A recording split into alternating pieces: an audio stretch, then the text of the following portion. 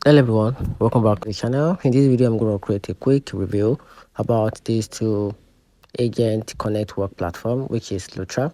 Lutra in 2025 has emerged as a groundbreaking AI-powered productivity agent, enabling users to automate complex workflow using simple natural language command.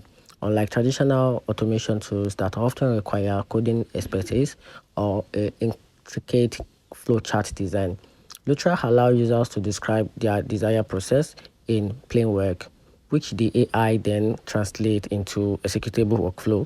The approach decentralized automation, making it accessible to professionals across various domains, including sales, marketing, finance, and operation.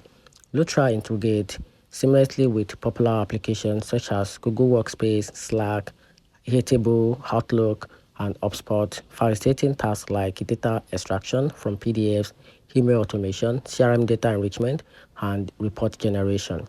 So, security and reliable at the forefront of Lutra offering. The platform is SOC 2 compliant and ensuring that users' data is handled with the highest standard of security and privacy. Users have reported significant time saving and efficient gains. For instance, tasks previously took days can now be completed in hours, while there is a learning curve associated with the mastering of all the Lutra's features.